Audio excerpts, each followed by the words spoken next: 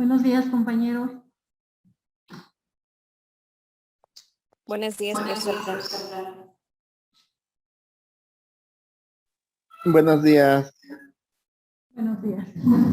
Bueno, el día de hoy, nos toca ver en este curso lo que es la materia de derechos, obligaciones y contratos. Lo que son los derechos y las obligaciones van muy relacionados por lo que hace a los contratos, de ahí que es necesario que empecemos por lo que son los derechos, ¿vale? Nosotros vamos a hablar de lo que son los derechos reales y los derechos personales, para que así nos pueda quedar un poquito claro en qué consisten las obligaciones, y luego de ello podamos entrar ya de lleno a cada tipo de contrato, ¿sale? Bueno, vamos a iniciar.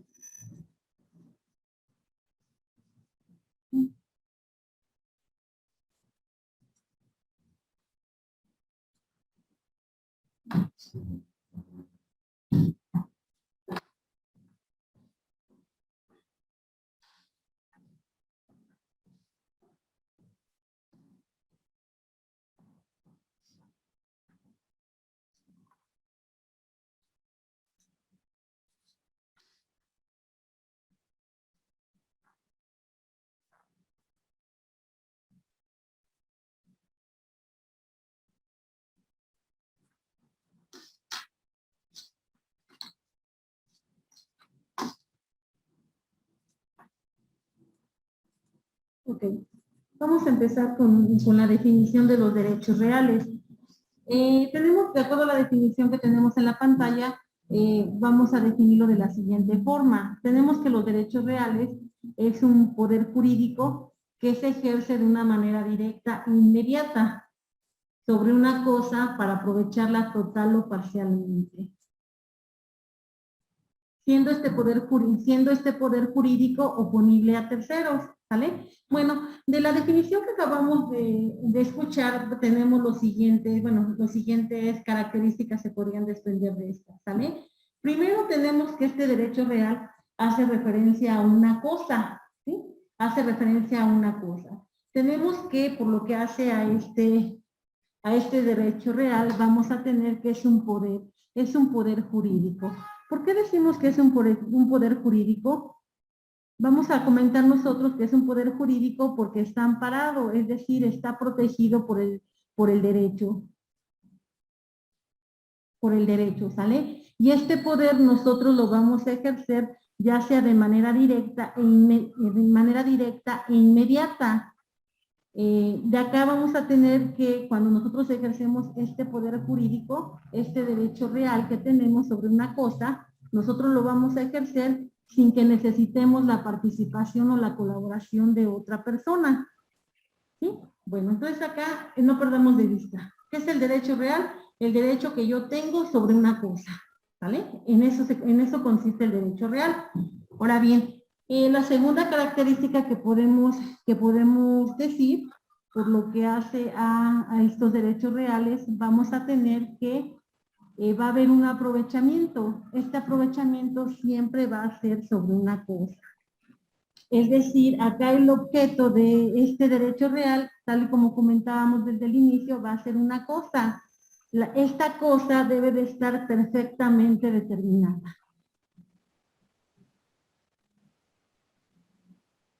El siguiente elemento de esta definición encontramos el aprovechamiento, ¿no? El aprovechamiento de una cosa puede ser total o parcial. Acá, ¿cómo sería? Tenemos el aprovechamiento de la cosa puede ser total o parcial. Un ejemplo de un derecho real va a ser la propiedad. La propiedad es el ejemplo más importante, es el derecho real igual más importante, y en él vamos a ver, ¿no? Este derecho que nosotros tenemos sobre esta cosa, ¿no? Estamos hablando de la propiedad. Si yo hablo de la propiedad, bueno, me viene a la mente la propiedad de un inmueble, ¿no? En este inmueble, yo tengo, al ser mi inmueble, yo tengo el derecho de poder disponer de él, ¿sí?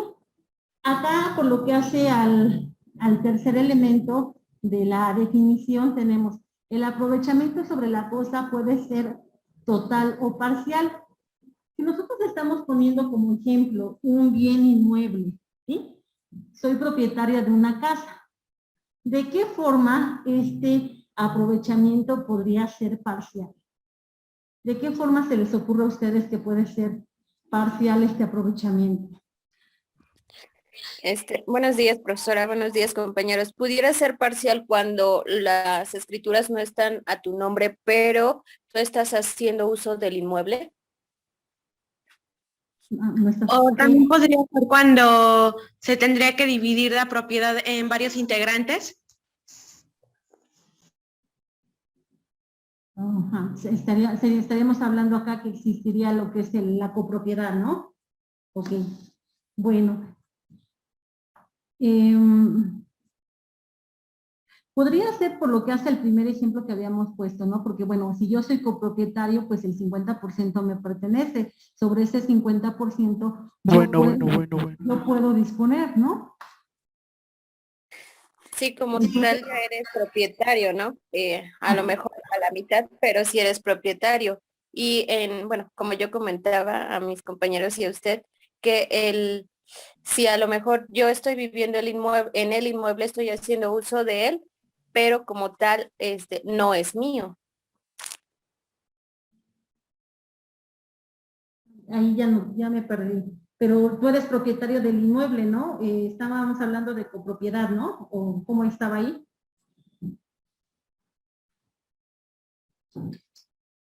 ¿Sí hablábamos de copropiedad, compañera, o no? Sí, sí, sí, que, o sea, no soy totalmente yo dueña, porque a lo mejor, pues como lo comentaba también la compañera, que puede ser que sea un inmueble familiar. Ok, bueno, pero que hablamos, por ejemplo, de la copropiedad, vamos a hablar de un matrimonio, ¿no? En un matrimonio estamos casados bajo el régimen de sociedad conyugal. Bajo este régimen de sociedad conyugal, los bienes que adquiramos durante el matrimonio, durante la vigencia de nuestro matrimonio, va a ser de ambos cónyuges, ¿no? Entonces, el 50% me pertenece y el otro 50% le pertenece a la otra persona. De ese 50%, yo puedo disponer como yo crea conveniente, ¿no? Un ejemplo sería, ¿sabes qué? La casa, yo soy propietaria del 50%, bueno, yo voy a hacer mi testamento sobre ese 50%, ¿no? Entonces ahí no hay una limitante, ¿no? Porque sobre mi 50% yo voy a disponer. En esa situación no podría entrar, porque ahí yo estaría haciendo un aprovechamiento de la cosa, ¿sale? Y este Pero aprovechamiento... no lo podrías vender ni nada, porque necesitarías la aprobación de la otra persona. Bueno, acá para poder vender mi 50%, pues podría yo promover lo que es la liquidación de la sociedad conyugal, ¿no? Al liquidarse la sociedad conyugal se va a repartir el 50 y el 50, ¿no? En ese momento ya podrías disponer de mi 50%, ¿no? Acá, por lo que hace al aprovechamiento sobre la cosa, que esta puede ser total o parcial, bueno, acá podríamos poner como ejemplo por lo que hace a la propiedad, ¿no? Recuerden que en la propiedad, a lo mejor saben que, igual, el mismo ejemplo, ¿no? Somos los esposos, compramos el inmueble va a estar, compramos el inmueble, tenemos hijos, pero queremos que el inmueble no esté a nuestro nombre. Queremos que el inmueble esté a nombre de los hijos y nosotros queremos reservarnos el usufructo vitalicio, ¿no? Sí, entonces acá se va a disponer de la cosa de forma parcial, ¿sí? La vas a disponer de forma parcial toda vez que acá, por lo que hace a la propiedad, se está desmembrando la propiedad, ¿no? Acá estamos hablando ya de un usufructo, ¿no? Yo solamente puedo gozar, puedo disfrutar el inmueble, ¿no? Pero no lo puedo vender. Entonces, no lo puedo vender toda vez que acá yo nada más estoy haciendo uso del usufructo vitalicio, ¿no? Otro ejemplo también que podríamos poner acá en el aprovechamiento, ya sea parcial, también acá entraría lo de la servidumbre. ¿Sí recuerdan ustedes en qué consiste la servidumbre?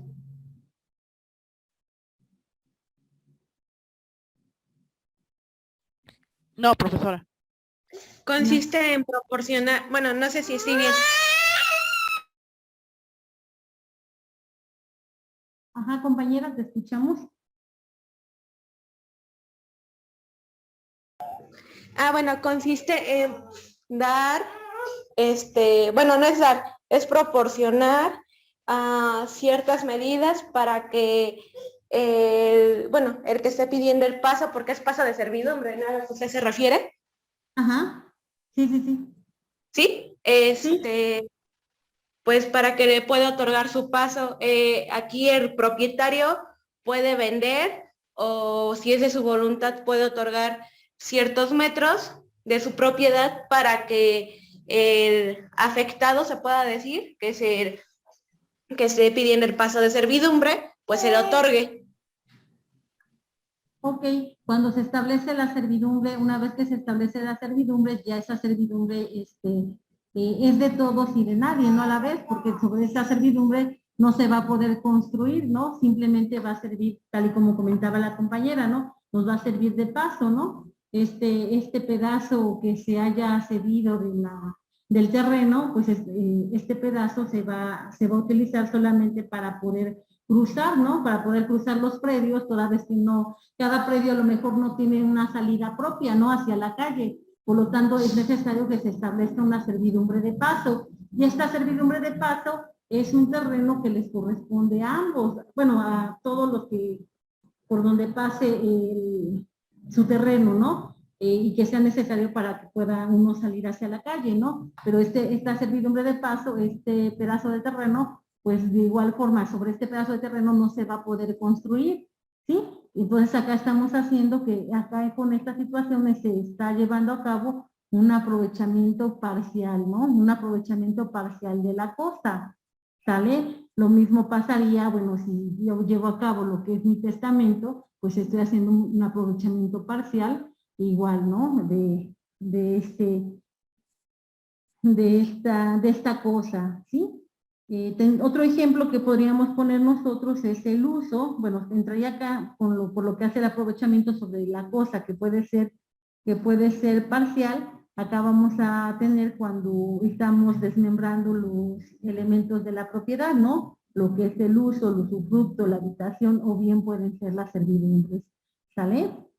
El siguiente elemento que se desprende de nuestra definición, tenemos el poder jurídico, en que el poder jurídico es oponible a terceros. Acá tenemos que el titular del derecho se va a aprovechar directa e inmediatamente de la cosa. ¿Sí? Yo como dueño de esta casa, yo voy a aprovecharme de ella directa e inmediatamente, ¿sale? Sin que tenga que intervenir ningún tercero, ¿sí? Es más, aquí los terceros se tienen que abstener de realizar cualquier acto que viole o limite mi derecho como titular,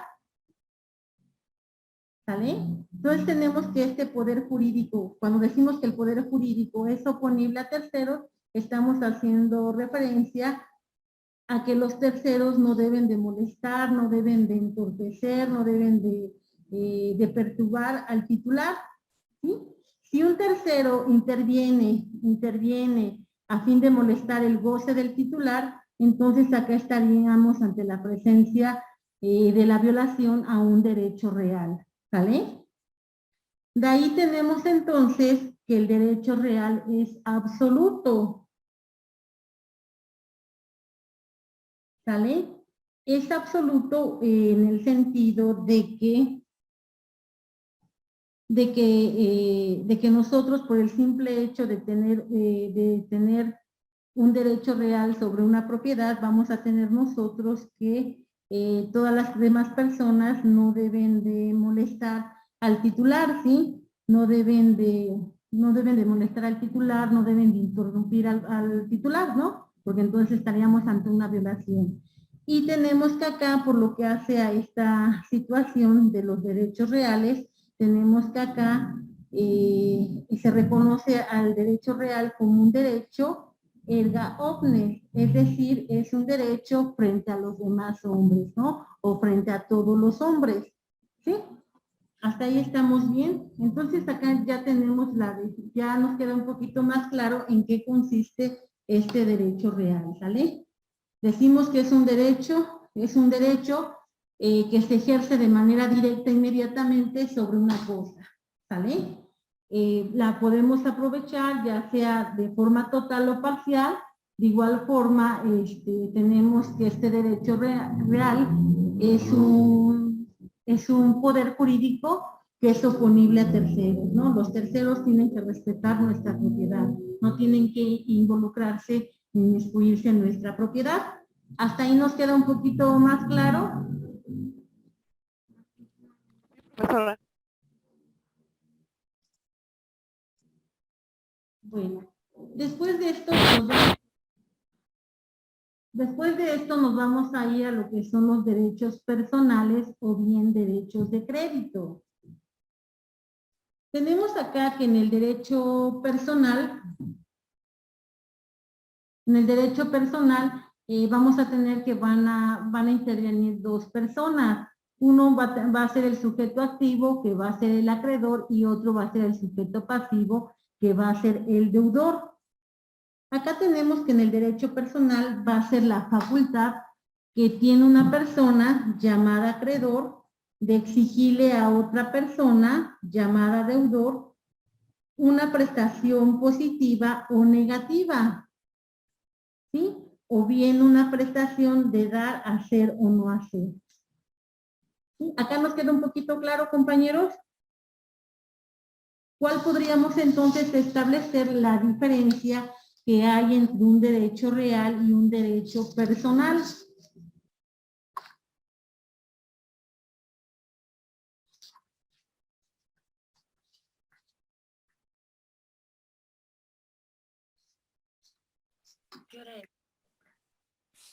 Perdón, Miss, ahí sí ya me perdí yo nuevamente.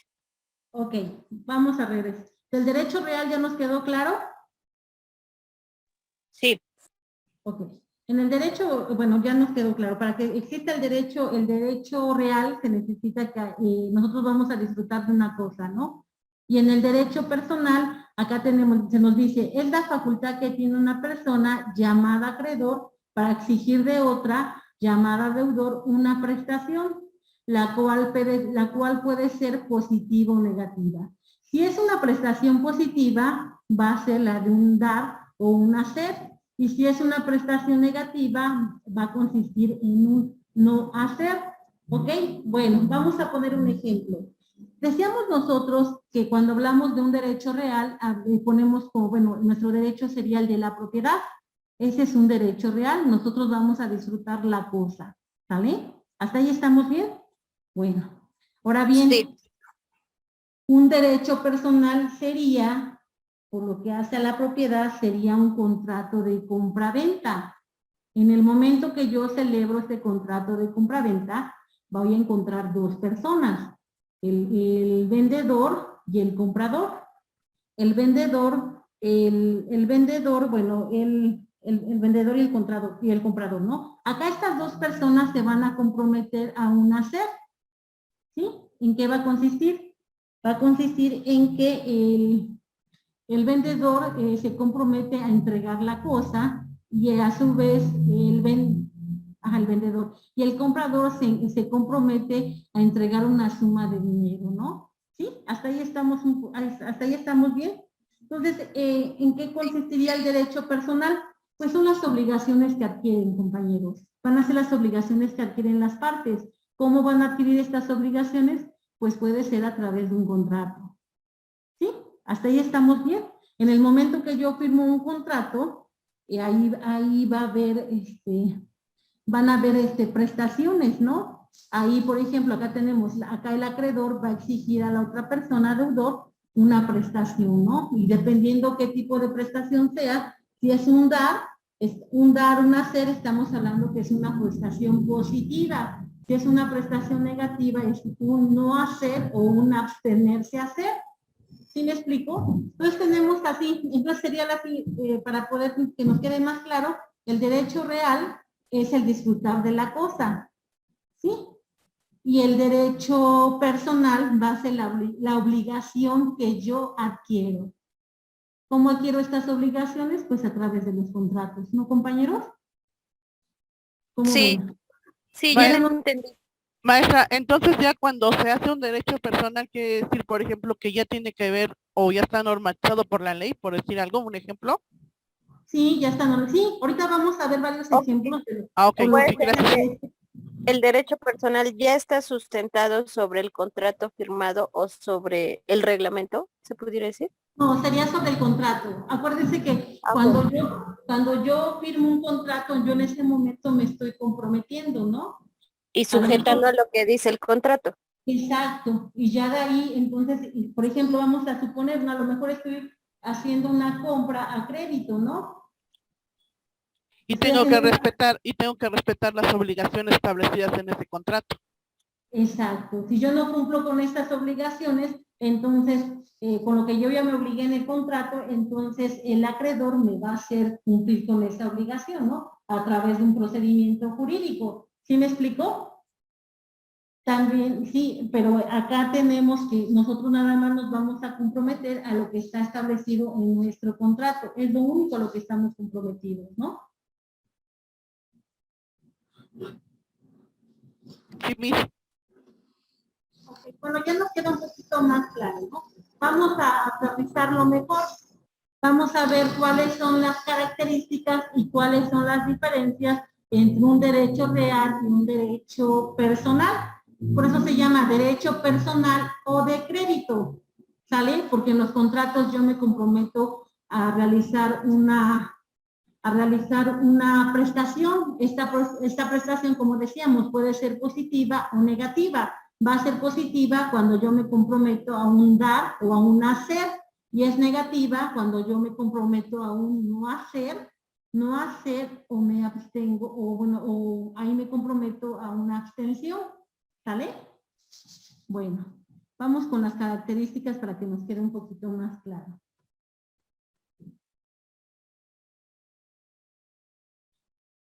Ok. Del lado izquierdo vamos a hacer referencia a todo lo que corresponde al derecho real, del lado derecho todo lo que nos corresponde del derecho personal. ¿Sale? La primera característica que vamos a encontrar nosotros va a ser el carácter absoluto del derecho real.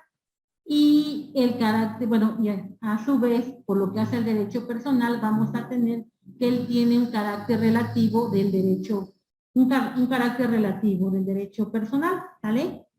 Cuando nosotros hablamos por lo que hace al derecho real, nosotros habíamos comentado que una de las características del derecho real es que es un derecho absoluto, ¿sí? ¿En qué consiste esta situación? Tenemos nosotros bueno, tenemos que es un derecho absoluto porque todas aquellas personas que no sean titulares de ese derecho van a estar obligadas a no hacer ningún acto que entorpezca el derecho del titular, ¿sale? Si yo adquirí una propiedad, yo soy dueño de esta propiedad, ¿no? Yo le puedo hacer a mi propiedad pues lo que yo considere necesario, ¿no? Y no puede venir una tercera persona a decirme, ¿sabes qué? No, bueno, yo quiero pintar mi casa en la colonia, la quiero pintar de color rosa, ¿no? Rosa mexicano, ¿no? Y no puede venir un vecino y decirme, ¿sabes que no la puedes pintar ahí? Así, porque en estas colonias estamos pintando nuestras casas de color amarillo. Bueno, estamos hablando que es una colonia popular, ¿no? Si es una colonia popular, ahí no aplicaría lo que es el reglamento de fraccionamiento, ¿no? Donde en los fraccionamientos, bueno, uno se tiene que regular pues a determinadas cosas, ¿no? Por ejemplo, no puedo modificar a lo mejor la fachada de mi casa, porque todas las casas, de acuerdo al reglamento de condominio, todos tienen la misma fachada, ¿no? Pero al estar hablando que es una colonia popular, pues yo puedo pintar mi casa como a mí se me dé la gana, ¿no? Y no puede venir una tercera persona a decirme lo que tengo que hacer con mi propiedad. ¿Sí me explicó? Sí, profesora. ¿Sí? Cosa, bueno, ahora bien, eso es, a eso se refiere el carácter absoluto del derecho real. ¿Sale?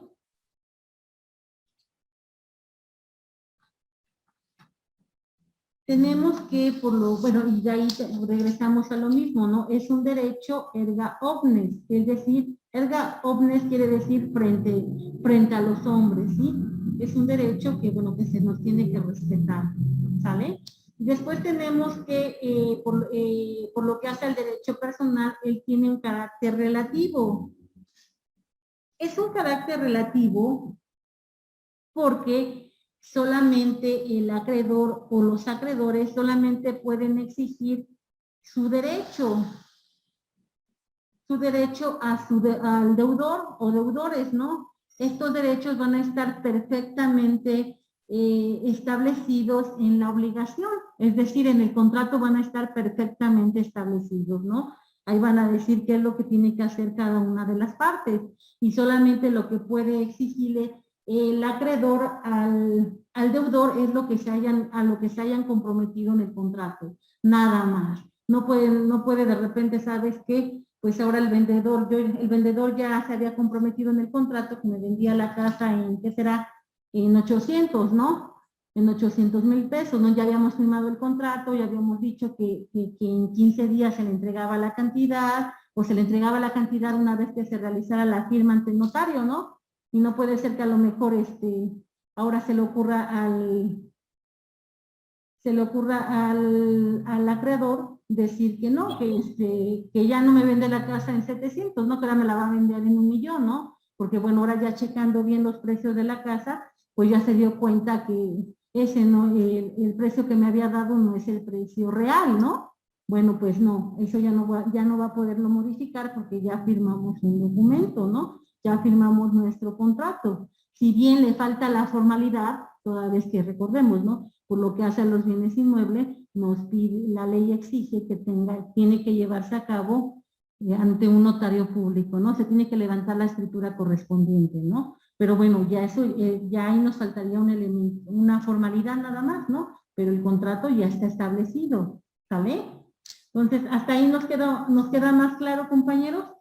Carácter absoluto porque la persona titular del derecho real puede hacer lo que él quiera sin que haya una tercera persona que le indique qué es lo que puede hacer. Carácter relativo del derecho personal, solamente las partes se comprometen a lo que se hayan establecido en la obligación.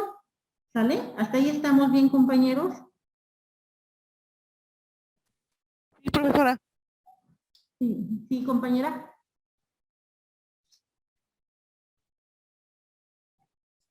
Ok. Sí, profesora. Ok, perdón, es que no se escuchó bien. Vamos con Sí. la siguiente característica. Tenemos por lo que hace el derecho real, vamos a tener una indeterminación del sujeto pasivo. ¿Sale?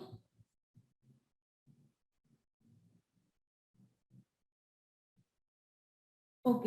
Tenemos nosotros que en el derecho real, el sujeto pasivo va a estar representado por todas aquellas personas que no sean titulares del derecho. ¿Sí? Ese es el sujeto pasivo. Toda persona que no sea titular del derecho. Ahora bien, por lo que hace al derecho personal, acá sí va a haber una determinación del sujeto pasivo. ¿Cuál va a ser esta determinación? Pues lo que se haya establecido en el contrato, ¿no? Tenemos que el sujeto pasivo en el derecho personal va a estar perfectamente determinado desde la constitución de la obligación. Una vez que ya se haya establecido la obligación, el acreedor en ese derecho solamente va a estar facultado para exigir la prestación al deudor que ostenta esa calidad en el contrato, ¿no? Este deudor que va a tener la calidad de sujeto pasivo en el contrato, ¿sí? Para que se pueda establecer quién es el sujeto pasivo, debe de haberse comprometido en la obligación. Debe de haber en la obligación tuvo que haber haber hecho haber dado su aceptación con esa obligación, ¿no? Si dio su aceptación con esa obligación, bueno, ahí ya está determinado quién va a ser el sujeto pasivo. Sí, compañeros, hasta acá estamos bien. Sí. Okay. Sí. La siguiente característica, por lo que hace al objeto. ¿Sí? Vamos a hablar por lo que hace al objeto. Tenemos que en el derecho real el objeto está representado por la cosa. Esta cosa que debe estar plenamente determinada.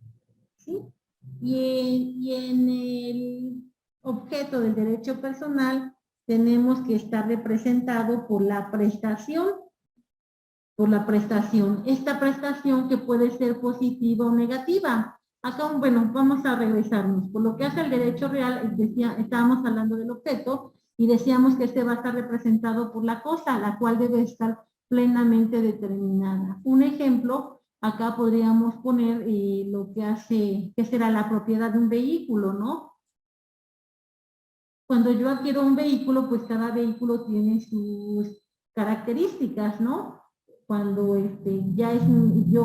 cuando ya soy propietaria de este vehículo, bueno, pues mi vehículo, ¿cuáles serían las características? Pues primero, ¿qué tipo de vehículo es, ¿no? ¿Qué marca, qué año, número de motor, qué número de placas, qué color, ¿no? Ahí ya está determinado, ¿no? Está plenamente determinado este vehículo, ¿no? Esta cosa está plenamente determinado. Lo mismo pasaría, por ejemplo, con un inmueble, ¿no? Con el inmueble, cuando nosotros compramos el inmueble, pues también está determinado, ¿no? De acuerdo a su ubicación, las medidas, las colindancias, ¿no? La superficie, bueno, todo, la localidad, toda esta situación, la cosa está plenamente determinada, ¿sale? Y tenemos que en el derecho personal, ahí el objeto va a estar representado por la prestación por la cual se están comprometiendo, ¿no? Ya sea la parte acreedora y la parte deudora, ¿no? El sujeto activo y el sujeto pasivo. Esta prestación que puede ser positiva en un dar, un hacer, o puede ser negativa en un no hacer. ¿Sí? ¿Hasta ahí nos queda un poquito más claro?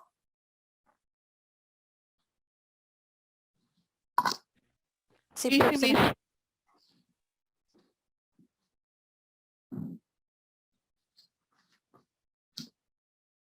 Bueno, vamos a continuar. Otra característica de la cual nosotros podemos hablar es la obligación. La obligación de no hacer, esta obligación que se puede dar tanto en el derecho real como en el derecho personal. Acá tenemos, por lo que hace la obligación de no hacer en el derecho real, tenemos que el sujeto pasivo reporta una obligación de no hacer. Esta obligación que va a consistir en no molestar, en no perturbar, en no intervenir en alguna forma, ¿sí? Porque como comentábamos hace un rato, ¿no? Si este sujeto pasivo, él viene a interferir en lo que estamos realizando nosotros, viene a molestar, viene a perturbar, él estaría cometiendo una violación al titular del derecho real, ¿no? ¿Sí? Bueno, tenemos por lo que hace a esta, bueno, a esta obligación que tiene el sujeto pasivo, que bueno, al decir que la obligación que tiene el sujeto pasivo es no molestar, estaríamos hablando de una abstención. Esta abstención es general e indeterminada, ya que no se precisa cuáles van a ser los actos que no puede llevar a cabo el sujeto pasivo, cosa que no va a pasar en el derecho personal, ¿no? Porque toda vez que en el momento que firmamos o contraemos esta obligación, acá ya se reporta qué es lo que el sujeto pasivo no puede hacer, ¿no? ¿Sí? Un ejemplo acá, tomando lo que es el derecho personal, podríamos poner como ejemplo lo que es un contrato de compraventa, ¿no? A lo mejor en el contrato de compraventa yo le estoy comprando, ¿qué será? Yo le estoy comprando, bueno, lo que sea, estoy comprando X cosa y en el momento en que yo celebro este contrato, vamos a tener que acá se establece una obligación de no hacer, ¿no? De no hacer, a lo mejor sabes que se establece en este contrato que yo no puedo vender lo que acabo de comprar, no se lo puedo vender a lo mejor a X persona, ¿no? Bueno, acá en el momento en el que yo firmo, yo estoy aceptando esta cláusula, yo estoy aceptando esa obligación de no hacer, ¿sale? ¿Sí me explico, compañeros? Tenemos entonces, por lo que hace a la obligación de no hacer del sujeto pasivo en derecho real, decíamos que bueno, el sujeto pasivo es cualquier tercero, ¿no? Y cualquier tercero tiene la obligación de no molestar, de no perturbar y de no intervenir en ninguna forma, ¿no? ¿Sí? Y acá, bueno, eso es en general, ¿no? Es en forma en general y es indeterminado, ¿no? Porque no nos dice, no nos establece qué consisten estas conductas negativas, ¿no? Nada más nos habla de forma general y por lo que hace al derecho personal, esta conducta pues sí va a estar establecido en la obligación, ¿no? En el contrato que hayamos celebrado, ahí va a estar establecida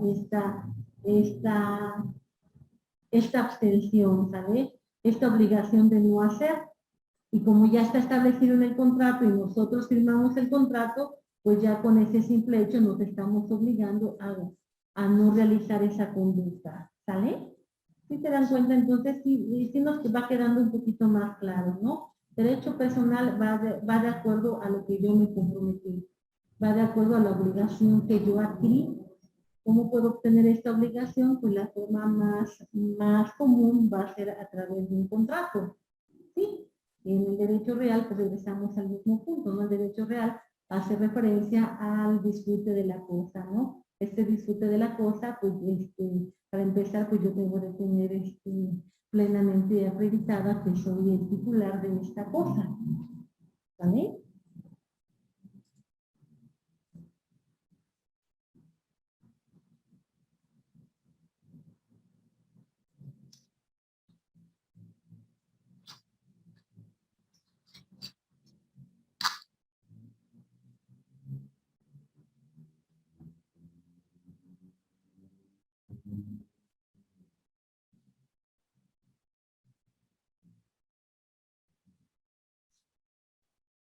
Ok. Bueno, tenemos por lo que hace a la determinación del objeto en el derecho real, tenemos que acá la cosa, era lo que comentábamos hace un rato, ¿no? La cosa debe de estar perfectamente determinado, ¿no? Tiene que estar perfectamente determinado. Un ejemplo de poníamos lo que es el derecho de propiedad, que decíamos que es el derecho real por excelencia, ¿no? Decíamos nosotros que este derecho real se refiere a una cosa. Acá, bueno, cuando el ejemplo que poníamos hace un rato, ¿no? Cuando hablamos de un inmueble, pues tenemos que este objeto va a estar plenamente determinado, ¿no? Para que nosotros mencionemos lo que es la propiedad de un inmueble, pues vamos a mencionar su ubicación, las características, ¿no? Las medidas de colindancia, sus datos registrales, ¿no? Todo lo que lo puede identificar.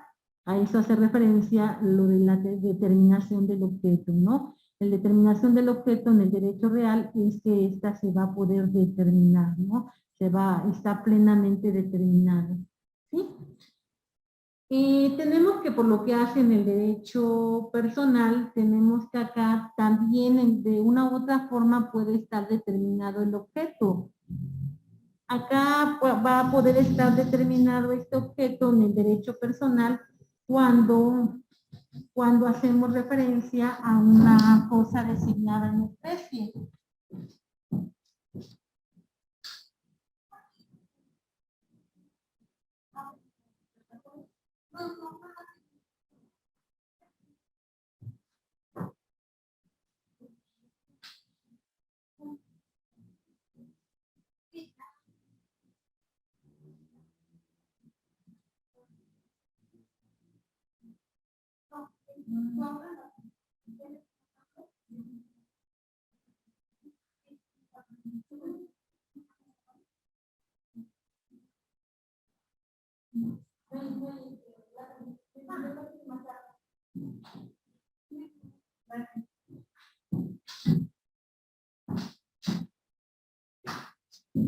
Perdón. Bueno, entonces estábamos hablando por lo que hace a la determinación del objeto, determinación del objeto en el derecho real, ahí es exigible, ¿no? En el derecho personal puede haber una indeterminación en el objeto, ¿no? Pero también puede haber una determinación en el objeto. Esta determinación en el objeto solamente se va a dar cuando se trata de un objeto que consiste en una cosa designada en especie. Un ejemplo de bueno, podría ser lo que es cuando hablamos pues de determinada cantidad, ¿no? De maíz, de frijol, de café, ¿no? Pero bueno, tenemos que cuando hacemos cuando acá estamos especificando esta obligación, acá vamos a tener que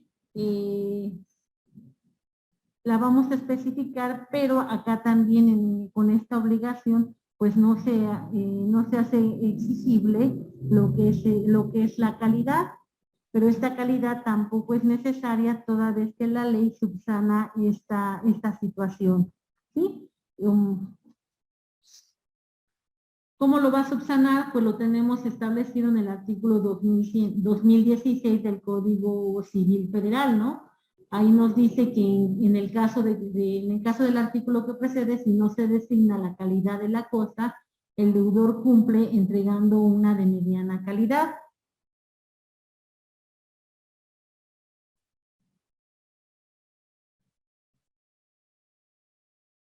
¿Ok?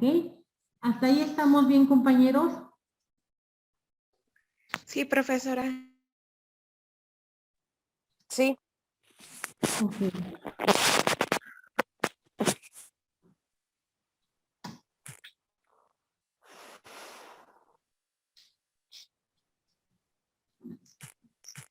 Bueno, nosotros vamos a hablar ahora de los derechos reales que son distintos a la propiedad. Tenemos nosotros, hablábamos cuando hacíamos referencia a lo que es el derecho real, decíamos que el derecho real por excelencia es la propiedad, pero también vamos a tener derechos reales que son diferentes a lo que es la propiedad. Cuando nosotros comentábamos lo que es la definición de derecho real, decíamos que el derecho real tiene el poder jurídico. Tiene el poder jurídico que el titular ejerce sobre la cosa y esta cosa es oponible a terceros y que estos constituyen lo que es el sujeto pasivo universal indeterminado, ¿no? Porque decíamos que toda tercera persona puede ser el sujeto pasivo, ¿no? Toda persona que no sea el titular puede ser el sujeto pasivo. Y este sujeto pasivo tiene la obligación de abstenerse, de no molestar al titular de la cosa, ¿no?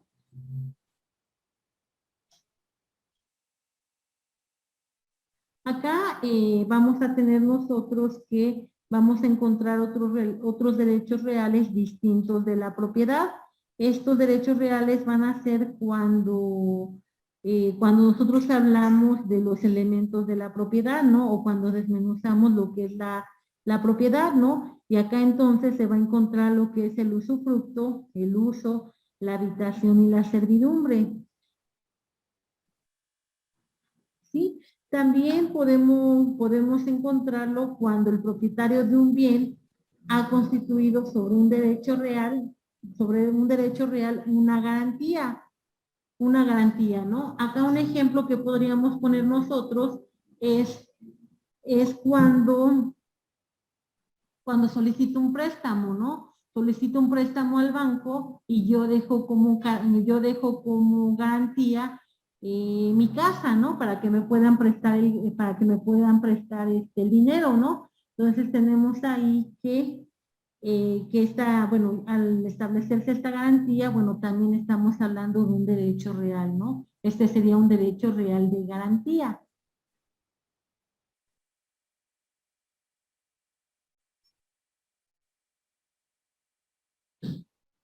¿Sale? También tenemos que en una prenda, en una hipoteca, vamos a tener nosotros que estos también van a representar gravámenes sobre una cosa, ¿no? Va a existir el gravamen, este gravamen se va a tener que inscribir en el registro público de la propiedad, ¿no? Si estamos hablando bueno, si estamos hablando que de una hipoteca, ¿no?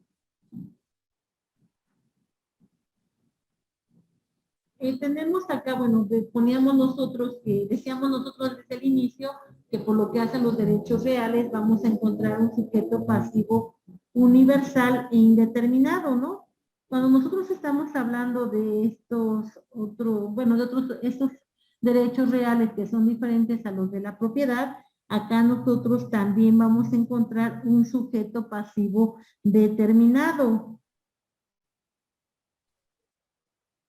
Este sujeto pasivo determinado va a reportar una serie de obligaciones, ¿no? De obligaciones para el usuario, puede ser para el dueño del predio dominante, puede ser también para el usufructuario, puede ser para el acreedor hipotecario, ¿no? También tenemos que acá el sujeto pasivo va a estar representado por el propietario, ¿sí? O por el deudor prendario o hipotecario. Acá entonces, cuando nosotros hablamos de derechos reales que son distintos a la propiedad, vamos a tener que sí existe un sujeto pasivo determinado, ¿no? Que sí va a existir, ¿no? Tenemos que de todas formas existe, tenemos también acá nuestro sujeto pasivo indeterminado, pero también vamos a tener ya un sujeto pasivo determinado, ¿no? ¿Cuál va a ser este sujeto pasivo? Pues es acá si estamos hablando, poníamos como ejemplo que yo voy a solicitar un préstamo, ¿no? Y sobre este préstamo voy a dejar como bien para garantizar el préstamo, pues voy a dejar en mi casa, ¿no? Acá entonces el sujeto pasivo, va a ser el dueño, sería yo, ¿no? Porque yo que soy el dueño de la propiedad, ¿no? Ese sería entonces el sujeto pasivo determinado, ¿no? Entonces tenemos que cuando hay derechos reales que son distintos a la propiedad, ahí sí va a haber un sujeto pasivo determinado, ¿sí? ¿Sí nos queda un poquito claro, compañeros?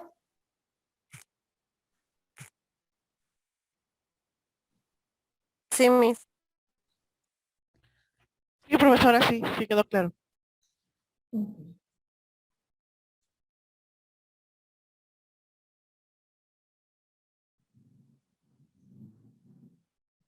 Bueno, entonces aquí estábamos hablando de los derechos reales de garantía, ¿no? Dentro de estos derechos reales de garantía, pues poníamos como ejemplo lo que es la prenda y lo que es la hipoteca, ¿sí? Bueno, por lo que hace a la hipoteca, bueno, un ejemplo claro, pues es cuando uno adquiere un crédito de Infonavit, ¿no? Un crédito de vivienda, ¿no? Ahí lo que queda hipotecado es te dan el préstamo para adquirir el inmueble y queda hipotecado lo que es el inmueble, ¿no? El inmueble queda hipotecado una vez que tú terminas de pagar tu casa, este inmueble se va a liberar, ¿no? Se va a llevar a cabo la liberación de la hipoteca y se va a llevar a cabo la cancelación. Una vez que se lleva la cancelación, pues ya la casa ahora sí ya es tuya, ¿no? Anteriormente, bueno, tú la habías adquirido, pero esta casa estaba hipotecada, ¿no? Ahorita vamos a ver qué es lo que pasa con estos derechos reales de garantía, ¿vale? Es un derecho real de garantía porque con esta hipoteca tú estás garantizando el cumplimiento de la obligación que tú adquiriste en el momento en que celebraste este contrato, ¿vale?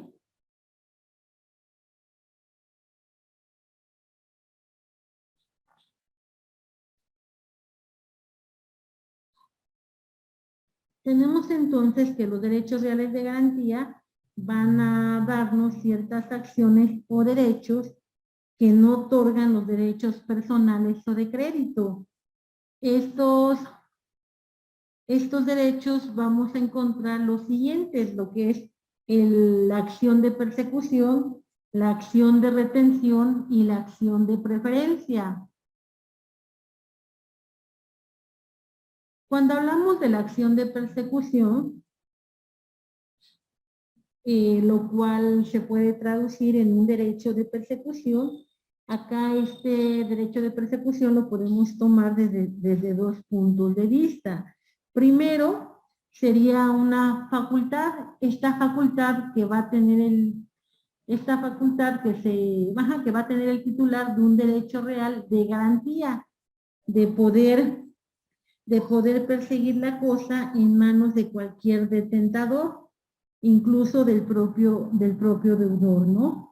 En ese sentido vamos a tener lo que está establecido en el artículo 2873, fracción segunda del Código Civil Federal, ¿sí? ¿Quién nos puede ayudar a leer ese artículo, por favor, el que está en la pantalla? Profesora. Pero usted me dice. Por favor. ¿Quién de las dos? ¿Quién? Usted nos dice. Ah, bueno. ¿Qué será? Dice 2873 del Código Federal. Se escucha El acreedor entrecortado. sí, de verdad. No se escucha, Perdón. compañera. No se escucha. No. 2873. ¿Se escucha? Sí. ¿Sí? Ok. El acreedor adquiere por empeño. Fracción 2. El derecho de recobrar la prenda de cualquier detentador sin exceptuar al mismo deudor. Ok, entonces tenemos ahí, con eso nos queda más claro lo que comentábamos, ¿no? Lo de la acción de persecución, que comentábamos nosotros que esta facultad que se le confiere al titular un derecho real de garantía de poder perseguir la cosa en manos de cualquier detentador, incluso del propio deudor, ¿no? Y acá, bueno, acá ya nos da, acá tenemos ya el fundamento, ¿no? ¿Sale? A eso se refiere lo que es el derecho de persecución. Y también otra forma en la que se puede ver,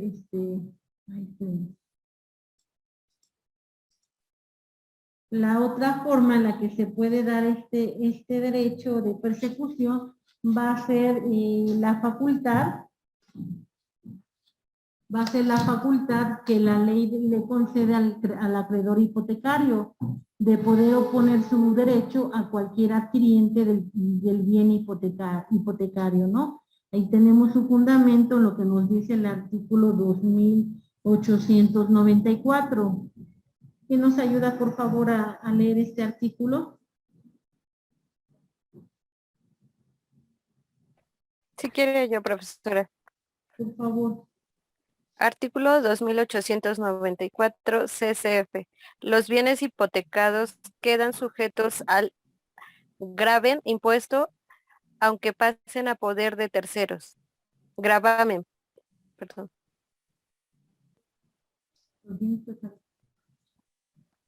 Ok, bueno, a ver, acá nos vamos a comentarlo.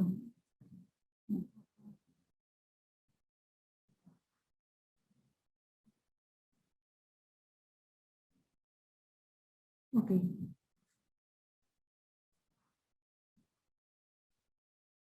Ok, dice acá, la facultad que la ley le concede al acreedor hipotecario de poder oponer su derecho a cualquier adquiriente del bien hipotecado, ¿no? Acá, por ejemplo, vamos a tener que, vamos a suponer que tenemos un inmueble bueno, pues el mismo inmueble, ¿no? Nosotros adquirimos lo que es nuestra casa, esta casa está hipotecada y resulta ser que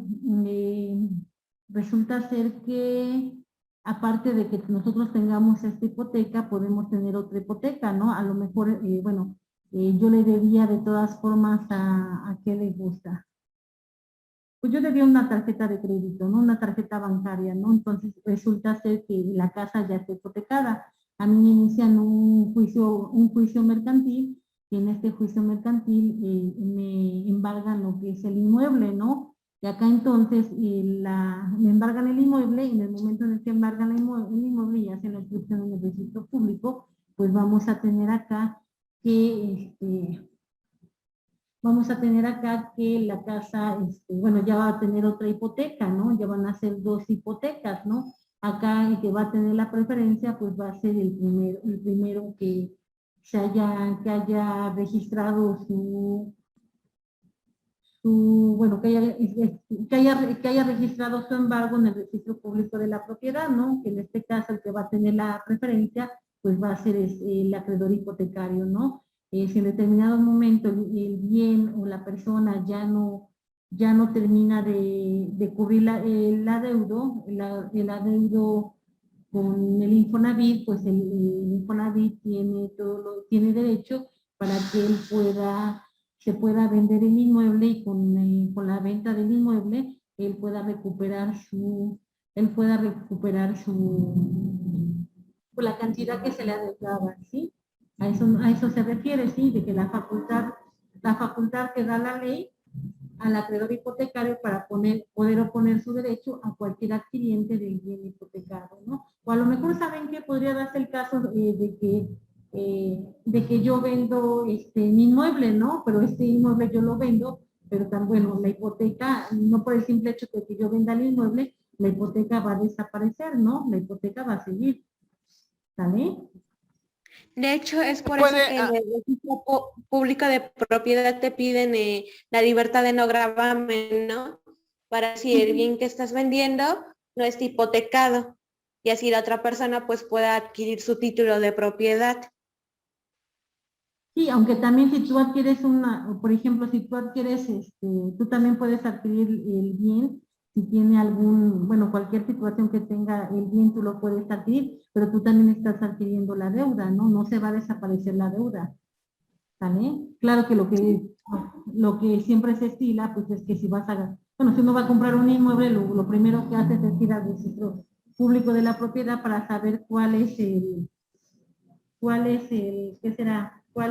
estatus de la casa, ¿no? Porque Sí.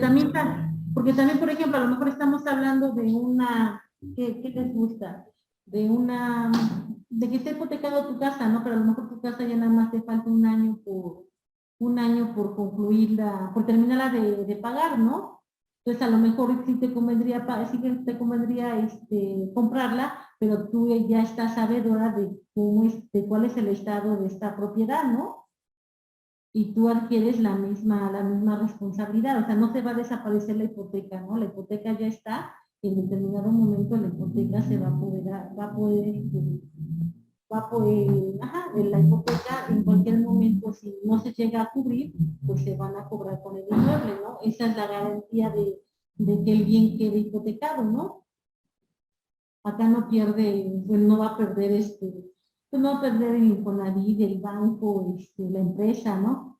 Porque ya hay un bien que está asegurando el valor del préstamo, ¿no? Incluso cuando te prestan para tu casa, bueno, vamos a poner, se supone que todas las empresas deben de tener el derecho a la seguridad, ¿no? Dentro de este derecho de la seguridad vamos a tener lo que es el Infonavit, ¿no? Pero, por ejemplo, en Comisión Federal de Electricidad, ahí los trabajadores, a pesar de que están regulados bajo el apartado A del artículo 123 constitucional, ellos no tienen Infonavit. Ahí lo que hacen es que la empresa les da directamente el préstamo, ¿sí? Antes de que la empresa les otorgue el préstamo, la empresa les da una prestación. Esta prestación consiste en el pago de renta, le dan una cantidad por el pago de renta, ¿no?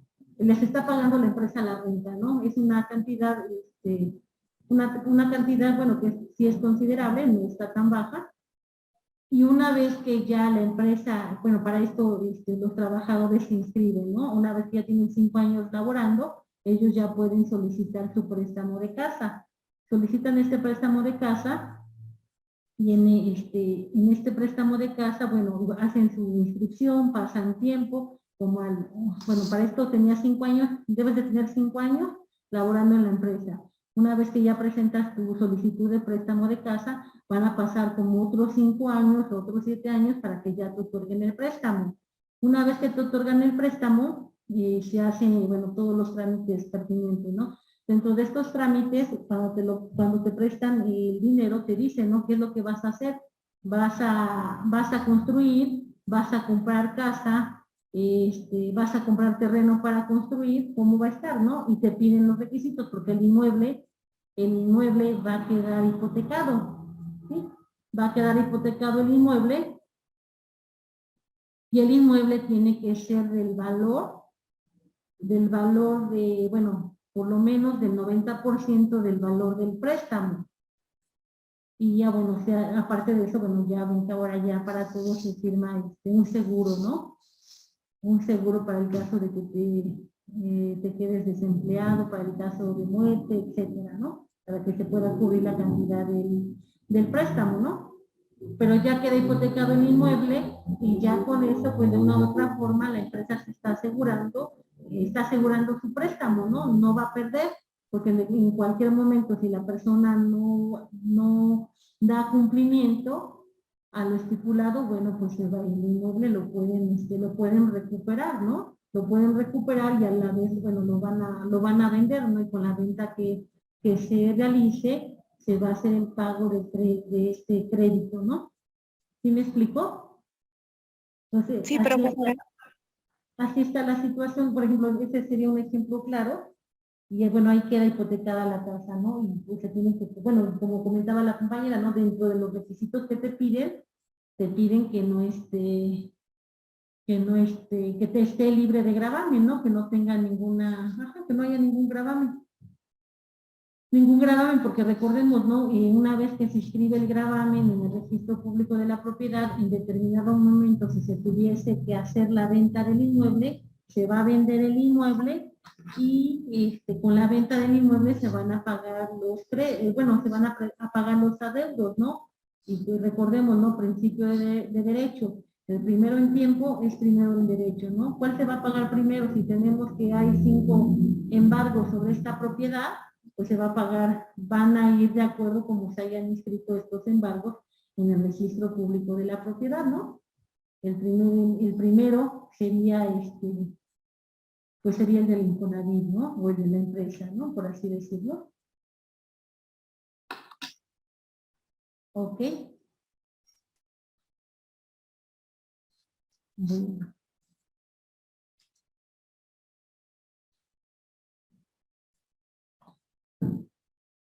También tenemos, bueno, esto estábamos hablando hace un rato de lo que era el derecho de persecución. Ahora nos vamos a ir a otro derecho, que es el derecho de retención. Este derecho de retención es el que se otorga al acreedor y que consiste en la facultad de no devolver la cosa al deudor hasta que éste le cubra totalmente su crédito. ¿Sale? Para esto, bueno, su fundamento en este derecho de retención lo vamos a encontrar en el artículo 2873 del Código Civil Federal, el cual lo vamos a utilizar en contrario sentido. ¿Sale? ¿Quién nos ayuda, por favor, a leer este artículo? Yo, ¿Quieres que lo artículo leo? 2800. Perdón. ¿Quién nos ayuda, pues? La compañera si gusta. Sí, usted, yo por eso. Ok. Pati, si quiere, le toca a Pati. No se preocupen, no se preocupen, es lo mismo. Artículo 2873 del Código Civil Federal. El acreedor adquiere por empeño, guión 2, el derecho de rebroar la prenda de cualquier detentador sin exceptuar el mismo deudor. Ok, utilizando contrario sentido, entonces era lo que comentábamos, ¿no? Es la facultad de no devolver la cosa al deudor hasta que éste cubra totalmente la deuda. ¿Sí? tenemos que, por lo que hace el derecho de retención, el acreedor tampoco está obligado a entregar la cosa dada en prenda en los casos en que el deudor la enajene o concediera su uso o posesión a un tercero, mientras no le sea pagado lo que se le debe, ¿sí? No, bueno, también, bueno, tendrá que pagar, el deudor tendrá que pagar también lo que son los intereses y los gastos, ¿no? Para eso vamos a utilizar lo que nos dice el artículo 2879 del Código Civil Federal, ¿no? Bueno, ese sería su fundamento. ¿Nos ayudas, Marcelo, a leerlo? Marcelo, no te hemos escuchado. ¿Nos ayudas, por favor? Sí, el artículo Sí, por favor. 2879 del Código Civil Federal. Si el deudor enajenare la cosa empeñada o considere su uso o posesión, el adquiriente no podrá exigir su entrega sino pagando el importe de la obligación garantizada, con los intereses y gastos de sus respectivos casos. En los contratos de prenda, como el del contrato de hipoteca, se alude al derecho de preferencia. Ok, gracias, compañero. Bueno, era lo que comentábamos, ¿no? ¿En qué momento se le va a entregar el bien que está embargado o que está empañado, que tenemos en nuestra posesión hasta el momento en el que haya entregado el importe, ¿no? El importe de la obligación y de la obligación, más aparte lo que son los intereses y los gastos. En ese momento entonces nosotros vamos a hacer la entrega, ¿no? Pero también en el momento que nosotros tenemos el bien, es nuestra obligación cuidar el bien, tenemos que cuidar el bien, tiene que estar en las mismas condiciones como nos hayan entregado, ¿no? Toda vez, bueno, que acá lo que se pretende es que en determinado momento se nos va a hacer el pago de las obligaciones a las cuales se haya comprometido el sujeto pasivo. Y nosotros, como decontadores de este bien embargado, pues tenemos que tenerlo en esas condiciones, ¿no? Las condiciones en las que se nos entregó. ¿Sale?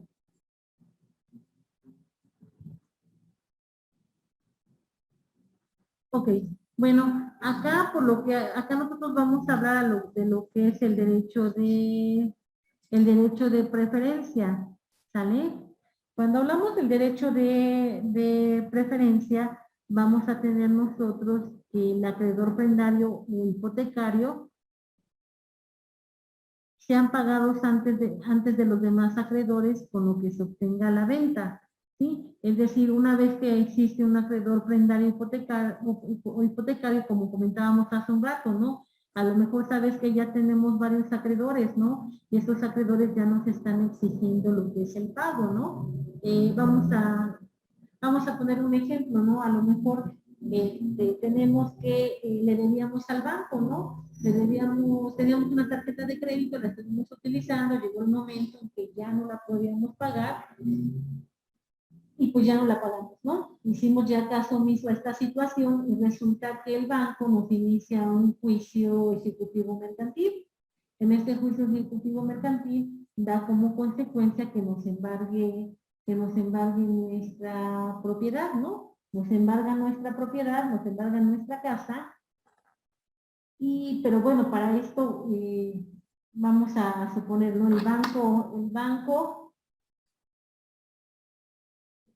banco Banorte nos embarga nuestra casa, ¿no? Él nos embarga la casa y resulta ser, bueno, queda ya, se traba el embargo pues ya obra en lo que es el juicio, ¿no? Y después tenemos que nosotros también le debíamos a un compadre, a nuestro compadre Francisco, ¿no? A nuestro compadre Francisco le debíamos. Y entonces ya después él de tanto estarnos cobrando y cobrando y cobrando, se molesta porque no le hemos pagado y él igual nos demanda un juicio ejecutivo mercantil. Él sabe que tenemos nuestra casa y él nos embarga la casa. Nos embarga la casa y y él inscribe en el registro público de la propiedad su embargo, ¿sale? Nosotros le debíamos a Francisco, le debíamos, ¿cuánto le gusta? 100,000 pesos, ¿no? Al banco ya le debemos hasta ahorita ya con todo 400,000 pesos, ¿no? Y después de esto tenemos que, pues igual nosotros para esto ya habíamos sacado nuestro coche, ¿no?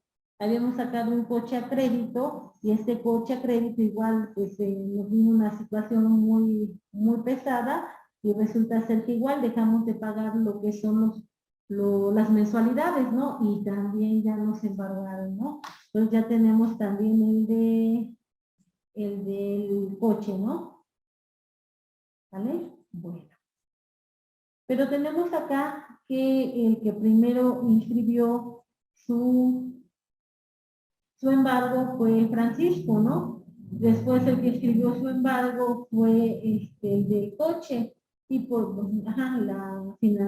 la financiera del vehículo, ¿no? Y por último, el que escribió el embargo fue el banco, ¿vale? Entonces el banco está en tercer lugar. ¿Hasta ahí estamos bien? Bueno, pues resulta entonces que el juicio sigue todo su procedimiento, cada uno pues está en un juicio, en un juzgado totalmente diferente, ¿no? Pero resulta entonces que ya el juicio que llevaba Francisco lleva todas sus etapas y resulta ser que ya se dictó sentencia, la sentencia quedó, bueno, no fue buena para nosotros, fue buena para Francisco, nosotros ya la impugnamos, y pues ya metimos ya hicimos todo lo que teníamos que hacer, ya fuimos saltando el amparo, y pues no logramos nada, porque pues lo debíamos, se reconoció la deuda, todo, entonces ya quedó firme la sentencia, en la sentencia ya quedó firme la sentencia, entonces ya vamos a la etapa de ejecución. En esta etapa de ejecución, pues ya se va a señalar, ahora sí, en cantidad líquida, cuánto es lo que adeudamos, ¿no? Más aparte los gastos, más aparte los honorarios de abogados, ¿no? Y entonces, acá, como ya estaba el bien embargado, ya había un bien embargado, pues ahora se va a ir a la venta, ¿no? Se va a ir a lo que es la primera almoneda, ¿no? Recordemos que cuando esto de la almoneda, acá tenemos que el valor, bueno, no va a ser su valor comercial, ¿no? Se va a fijar un valor menor y en base a eso vamos a tener que este bien pues se va a poner, pues, se va a ofrecer, ¿no? Pero dentro de esto, bueno, quienes pueden intervenir como compradores, pues pueden ser los acreedores, ¿no? Los acreedores que ya están, que ya tengan, que ya estén en etapa de ejecución, ¿no? Es decir, acá, por ejemplo, Francisco, él va a comparecer ya con su liquidación de sentencia, en donde ya se dice cuánto es lo que debemos, él va a ofrecer esa cantidad para que pueda adquirir el inmueble, ¿no? Sí, a lo mejor, bueno, ya él va a hacer su ofrecimiento por lo que es el inmueble, por lo que él debe, ¿no? Pero a lo mejor puede ser que llegue otra persona, ¿no? Que llegue otra persona y compre la casa, ¿no? Cuando compre la casa, ¿qué va a pasar? Pues con la venta de la casa se va a pagar a los acreedores. ¿Cómo se van a pagar? Pues de acuerdo a cómo haya quedado inscrito su embargo en el registro público de la propiedad, ¿no? De ahí tenemos entonces, ahí es donde entra el derecho de preferencia. ¿Sí? ¿Sí me expliqué, compañeros? Acá, por ejemplo, vamos a suponer que si ya había anteriormente a estos acreedores ya estaba lo que era el Infonavit, él ya tenía un crédito hipotecario, pues bueno, el primero que va a entrar va a ser el crédito hipotecario, ¿no?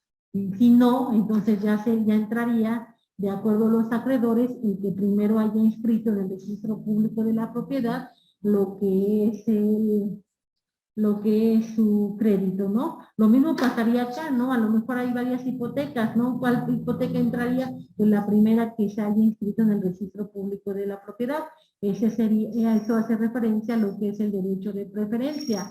¿Sí? Acá regresamos al mismo principio de derecho, ¿no? El primero en tiempo es el primero en derecho. ¿Sale? Disculpe, profesora, ¿qué significa la palabra quirografarios? Es un tipo de contrato, compañera. Ah, ya, gracias.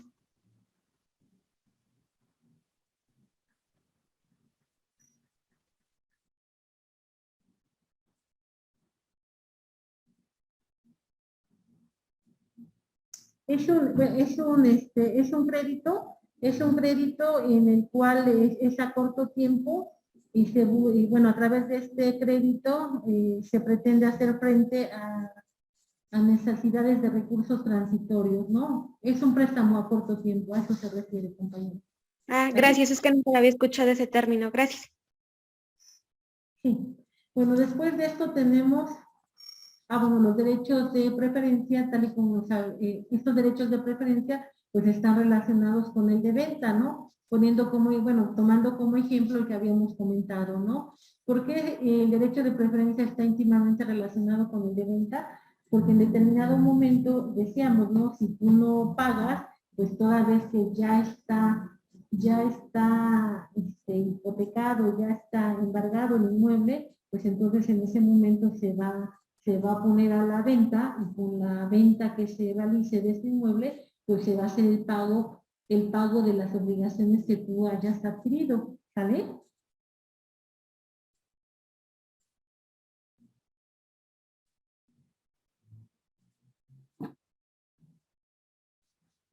Y tenemos nuestros dos artículos, el que nos habla de la prenda y el que nos habla de la hipoteca. ¿Quién nos puede ayudar, por favor, a leer? Nayeli, ¿nos ayudas?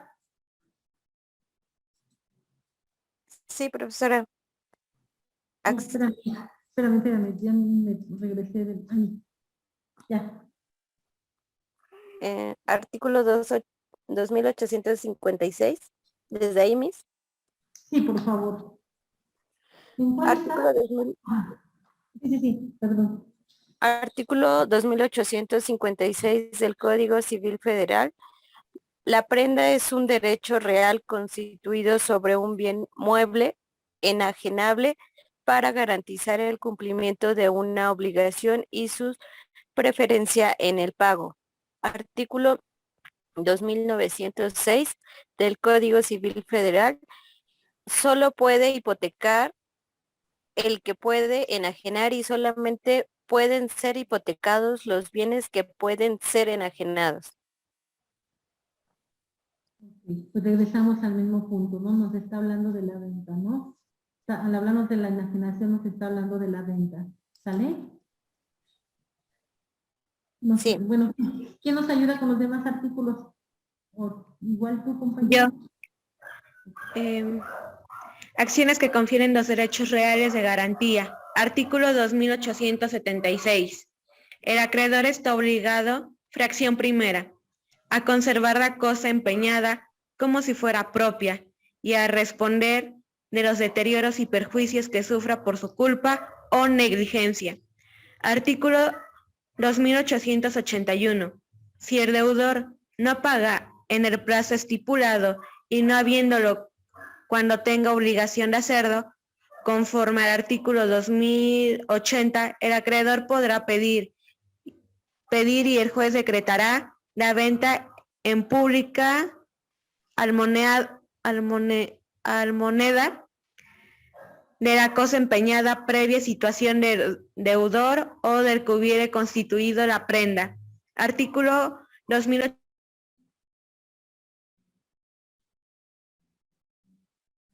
Okay. Puede ser, Perdón.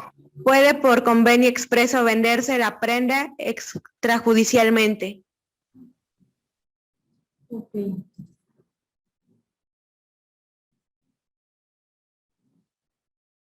Miren, este artículo está interesante. El artículo 2886. Si el producto de la venta excede a la deuda, se entregará el exceso al deudor, pero si el precio no cubre todo el crédito, tiene derecho el acreedor de demandar al deudor por lo que le falte. Bueno, acá se supone que si hay un excedente, pues así lo dice la ley, ¿no? Se le tendrá que dar, una vez, les ponemos el mismo ejemplo, ¿no? Tenemos nuestro inmueble, el inmueble se vendió y con esta venta se empezó a pagar a los acreedores, ¿no? A los acreedores que teníamos. Para que los acreedores nos puedan cobrar con este inmueble que ya se puso a la venta y que ya se vendió, para que los acreedores puedan comparecer al juzgado y hacer valer su derecho, necesitamos que ellos ya hayan concluido su juicio, ¿no? Que ya haya una liquidación de sentencia, que el juicio ya esté en ejecución de sentencia, ¿no? Que ya se haya terminado el juicio. No podría, vamos a suponer, a lo mejor teníamos 3 acreedores, ¿no? Francisco, ¿no? Francisco ya concluyó su juicio y por eso fue que se llevó a cabo lo que son las almonedas, ¿no? Después teníamos teníamos al banco, resulta que el banco apenas está desahogando lo que son sus pruebas, ¿no? Entonces él no va a poder comparecer a reclamar lo que le corresponde, ¿no? Y a lo mejor teníamos el vehículo, ¿no? El vehículo pues ahorita se encuentra en amparo, ¿no?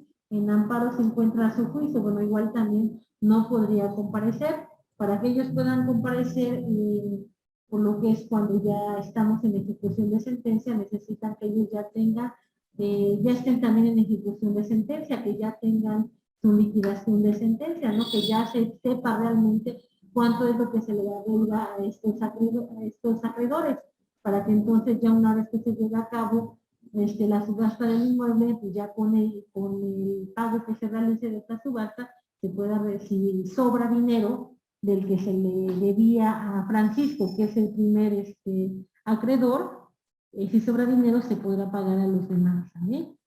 Nada más en ese caso y cuando ya ellos justifiquen que ya están también en liquidación de sentencia, ¿vale?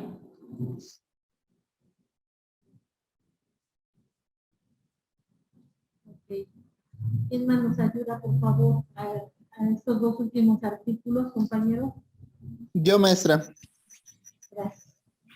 Artículo 2893 del Código Civil Federal.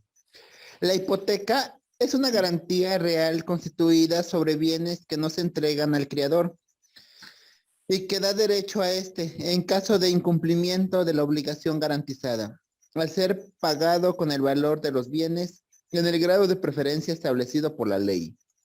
Artículo 2916 del Código Civil Federal. El criador hipotecario puede adquirir la cosa hipotecada en remate judicial o por adjudicación de los casos en el que no se presente otro postor, de acuerdo con lo que establezca el Código de Procedimientos Civiles. Puede también convenir que el deudor en el que se adjudique en el precio que se fije al exigirse la deuda, pero al no constituirse la hipoteca, este convenio no puede perjudicar los derechos del tercero. Ok, pues era lo que estábamos comentando, ¿no? Bueno, yo creo, bueno, era lo que comentábamos, ¿no? Que el acreedor hipotecario, él en determinado momento, cuando esté en remate judicial, lo que es el inmueble, él, de acuerdo al crédito que él tiene, él va a comparecer como postor por el adeudo que ya está plenamente reconocido en el juicio, ¿no? Y bueno, muchas veces pasa eso, ¿no? Cuando ya se va un inmueble a remate, tenemos que tú vas a comparecer como acreedor, ¿no? Igual también en estos remates recuerden que son públicos, ¿no? Que se supone que cualquier persona puede comparecer, cualquier persona puede hacer un ofrecimiento, ¿no? Y si hubiese varias personas que no hayan hecho el ofrecimiento, pues se le va a adjudicar a la persona que la postura haya sido la mayor, ¿no? Que muchas veces lo que se hace es que tú, de acuerdo a cómo esté el avalúo, de acuerdo al avalúo, pues tú vas a vas a comparecer a esta subasta de acuerdo al valor que está establecido en el avalúo más un peso, ¿no? Para que sea mayor, para que si en tal caso se llega a adjudicar el inmueble, bueno, se llega a adjudicar el inmueble, pues que toda vez que tú hiciste el ofrecimiento mayor, pues aquí se te va a adjudicar, ¿no? ¿También? Bueno, vamos a la clasificación de los derechos reales, ¿también?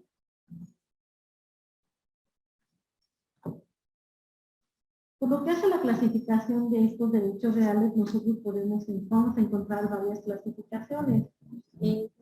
Clasificaciones que nos da Rafael Betina, también clasificación que nos da Rafael Rosina Villegas, también podemos encontrar otras clasificaciones, ¿no? Una clasificación más sencilla para que podamos ubicar los derechos reales, podemos encontrar la siguiente. Vamos a encontrar derechos reales de garantía. Dentro de estos derechos reales de garantía, pues ya habíamos visto, ya los vimos ahorita, ¿no? Que van a ser los de hipoteca y los de prenda, ¿no? Derechos reales de goce, acá tenemos como ejemplo sería el usufructo, ¿no? También podría entrar acá lo que es la servidumbre. Derecho real de adquisición, bueno, acá podríamos poner como ejemplo lo que es la adquisición de un bien, ¿no? Recordemos que acá no perdamos de vista que los derechos reales y de una u otra forma consiste en el derecho que se tiene sobre una cosa, este derecho que nosotros vamos a tener frente a terceros, y a través de este derecho que tenemos nos permite que nosotros podamos usar y disfrutar, y que a su vez nadie pueda usar y disfrutar de la cosa sobre la cual nosotros tenemos este poder jurídico, ¿no? ¿Sí? Hasta ahí estamos bien. Ahora bien, vamos de acuerdo a la clasificación que nos da Rafael Rosina Villegas, ¿no? Acá nos habla de la clasificación de los derechos reales principales y derechos reales secundarios, accesorios o de garantía, ¿no? Tenemos que los derechos principales van a ser aquellos que tienen una vida independiente. Y los derechos, y a su vez los derechos secundarios vamos a tener que van a ser aquellos que dependen de un derecho personal y su función jurídica va a consistir únicamente en garantizar el cumplimiento del derecho de crédito del cual dependen, ¿no? Bueno, ahí el ejemplo más claro pues ya lo habíamos comentado, ¿no? Lo que es la hipoteca, ¿no? Yo pido un préstamo, me dan el préstamo de dinero y se queda hipotecada lo que es el inmueble, ¿no? Con esto el acreedor se asegura de que se va a dar cumplimiento a la obligación, ¿no? Porque si yo no doy cumplimiento de forma voluntaria, pues tiene el inmueble para que pueda exigir el cumplimiento, ¿no? La siguiente clasificación vamos a encontrar derechos reales, civiles y administrativos. Los derechos reales civiles, bueno, van a ser los que están contemplados en nuestro Código Civil, ¿no? Los que hemos comentado, ¿no? ¿Sí? Entonces, estos derechos reales civiles son aquellos que están reconocidos por el Código Civil. Y vamos a tener que los derechos reales administrativos van a ser aquellos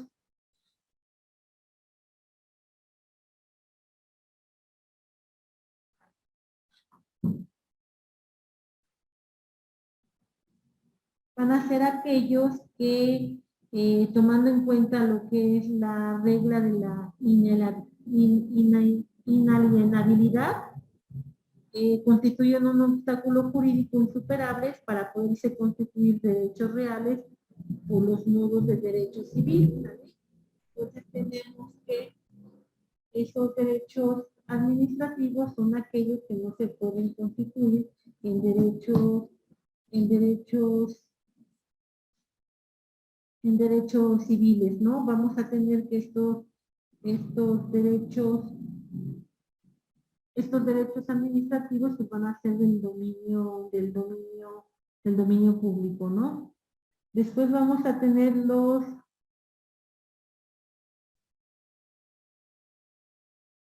¿cuál estábamos? Los derechos reales de aprovechamiento y derechos reales de garantía. Por lo que hace a este derecho real de aprovechamiento, vamos a tener con nosotros que hace referencia al titular sobre los bienes, ¿no? Vamos a tener que los derechos reales de aprovechamiento, acá el titular tiene el poder el poder de uso, el poder de goce y el poder de disposición o consumo material, y por lo que hace a los derechos reales de garantía, vamos a tener nosotros que nada más va a tener la facultad de exigir la venta de la cosa en caso de incumplimiento de la obligación principal. Y por lo que hace a los derechos reales inmobiliarios y derechos reales mobiliarios, acá tenemos que hacer referencia a lo que son los bienes muebles o bienes inmuebles, sobre los cuales se van a constituir los derechos reales, ¿no? Estamos en...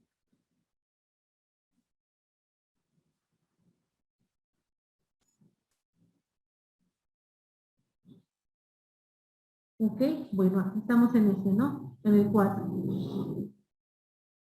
Por lo que hace a los derechos reales sobre bienes determinados y derechos reales sobre bienes indeterminados, acá nos dice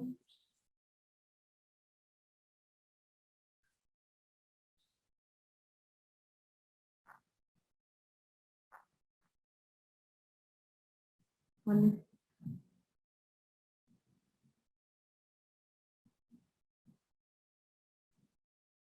Bueno, acá en los derechos determinados, acá vamos a tener que van a ser aquellos derechos reales en donde su naturaleza se manifiesta de manera integral. Y acá, y bueno, dentro de estos derechos vamos a poder mencionar lo que son los derechos de propiedad y los derechos de autor. ¿Sí? Los derechos de autor y los derechos de propiedad. Acá en este tipo de derechos vamos a encontrar lo que es un sujeto pasivo universal indeterminado. ¿Sí?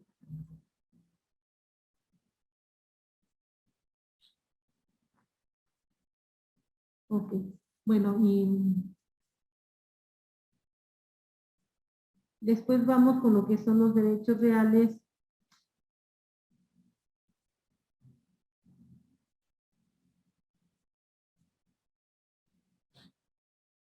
Estamos.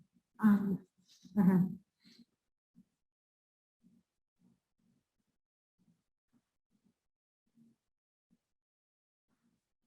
Los derechos reales sobre bienes materiales y derechos reales sobre bienes inmateriales. Acá tenemos que los derechos reales van a recaer sobre bienes materiales o cosas en sentido estricto, pero también puede recaer sobre bienes inmateriales, que pueden ser, bueno, sobre los bienes inmateriales, pues estaríamos hablando lo que son los derechos de propiedad intelectual o propiedad industrial, ¿no? Lo que son las creaciones, ¿no? Eh, las creaciones de la inteligencia, ¿no? Ahí entra todos los inventos, ¿no? Todos los inventos, toda esta situación que regula lo que es el derecho industrial o lo que es la propiedad industrial, ¿vale? Después tenemos los derechos reales temporales y derechos reales perpetuos.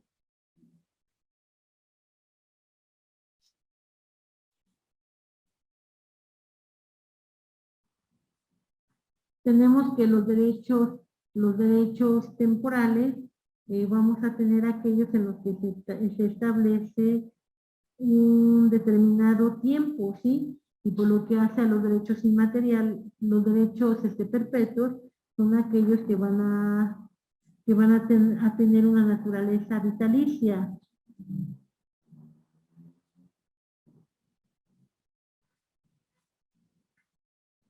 Acá, por ejemplo, dentro de estos derechos podríamos mencionar lo que es el usufructo vitalicio, ¿no? Este usufructo vitalicio, bueno, va a ser vitalicio para la persona a la cual se haya establecido este usufructo, ¿no? Decíamos, ¿no? Por lo regular lo que sucede, bueno, ahora lo que se estila, o lo que es más frecuente, es que si tú vas a comprar un inmueble y tienes hijos, pues mejor una vez que ellos tengan la propiedad, y posteriormente ya que que tú tengas nada más la posesión. De una forma tú aseguras ya que que tus hijos cuenten con este inmueble, y también tú aseguras que no puedan vender el inmueble hasta que tú fallezcas, ¿no? Que tú tienes el derecho de poderlo disfrutar, ¿no? De poderlo gozar, y cuando lo va a poder vender hasta que tú fallezcas, ¿no? Entonces ahí podríamos hablar que sería un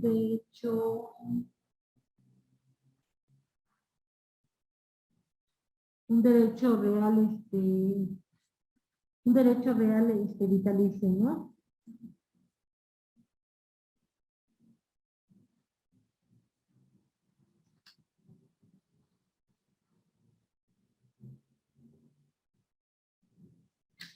Ajá. Los derechos reales vitalicios, también dentro de estos derechos reales vitalicios, bueno, acá podríamos mencionar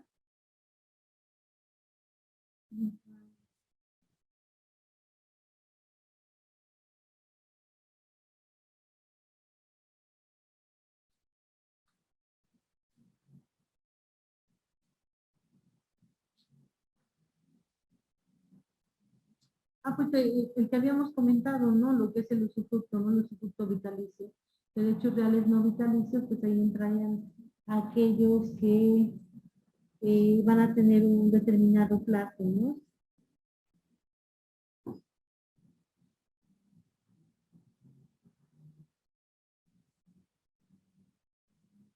Ajá, tengan un determinado plazo, ¿sale? Bueno, esa sería la clasificación de los derechos reales, ¿no? Ahora bien, entonces podríamos ya poder identificar en qué consiste un derecho real y un derecho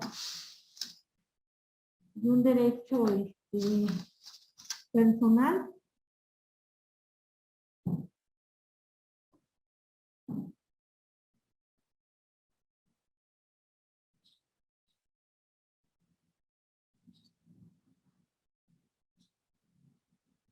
Ok, bueno, recapitulando, entonces vamos a tener lo siguiente. Decimos que un derecho real cuando hablamos de los derechos reales, tenemos una potestad sobre una cosa, y un derecho personal, tenemos la facultad de exigir a otra persona un comportamiento, ¿no? Un comportamiento que puede ser de un dar, de un hacer o un no hacer. Tenemos por lo que hace tanto los derechos reales como los derechos personales, vamos a tener que se originan entre personas físicas o jurídicas, ¿no? La diferencia sería por lo que hace a los derechos reales, vamos a tener nosotros que debe de existir un título, ¿no? Tenemos que acreditar este derecho real, ¿no? ¿Cómo lo vamos a acreditar? Pues a través de un título, ¿no? Y tenemos por lo que hacen los derechos personales, nosotros lo vamos a acreditar a través de un contrato, ¿no? A través de un contrato donde se haya establecido la obligación. Tenemos también por lo que hace a los derechos reales, tenemos que el objeto está basado en una cosa, y por lo que hace al objeto, vamos a tener al objeto en los derechos personales, tenemos que es una prestación, ¿no? Esta prestación que puede ser positiva o negativa. Positiva si es un dar, un hacer. Negativa si es un no hacer o una abstenerse, ¿no? Tenemos que, por lo que hace el sujeto pasivo, en el derecho real tenemos que es indeterminado, ya que puede hacerse valer ante cualquier persona, ¿no? Pero cuando hablamos de los derechos reales, cuando hablamos por lo que hace a lo que son los derechos de garantía, ahí vamos a tener nosotros que ahí sí va a haber un sujeto determinado, ¿no? Tal y como veíamos los artículos que hacen referencia a lo que es la hipoteca y a lo que es la prenda. Y tenemos que en los derechos personales el sujeto pasivo está determinado siempre, ¿no? Siempre va a estar determinado toda vez que se establece en la obligación, en el contrato queda establecido, ¿sale? Tenemos por lo que hace al derecho real, tenemos que es un derecho absoluto, ¿sí? Y tenemos que por lo que hace a los derechos personales, ahí tenemos un derecho relativo.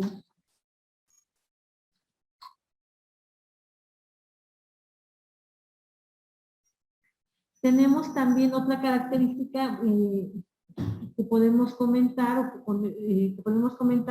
respecto a estos derechos reales. Vamos a tener que el derecho real se puede abandonar, ¿no? Y tenemos que, por lo que hace el derecho personal, no se puede abandonar. Una vez que nosotros ya contrajimos la obligación, nosotros tenemos que dar cumplimiento a esta obligación. Esta obligación no es si tú quieres o no quieres, ¿no? Una vez que tú ya la adquiriste, pues en ese momento entonces se te va a hacer efectiva esa obligación, ¿no? Pero también si nos vamos a lo que es la libertad y la autonomía contractual, bueno, pues ahí también, una vez que tú llegas a firmar este contrato, tenemos que acá entonces ya se fijan cuáles van a ser los lineamientos, ¿no? Los lineamientos que lo van a regular y tú en el momento que firma estás de acuerdo con lo que ya se haya establecido. ¿Sí?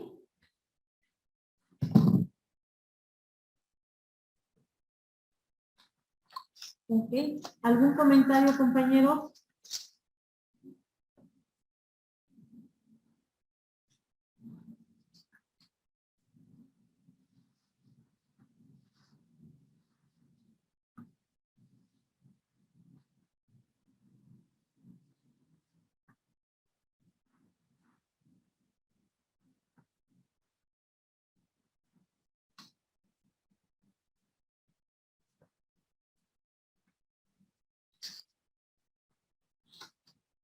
Bueno, ahora vamos a empezar a hablar de lo que son las obligaciones.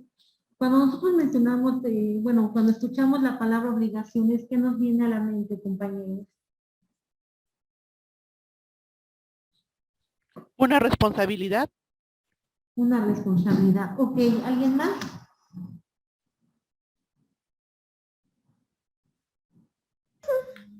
El cumplimiento de una serie de acuerdos. Ok. Marcelo, ¿tú qué opinas?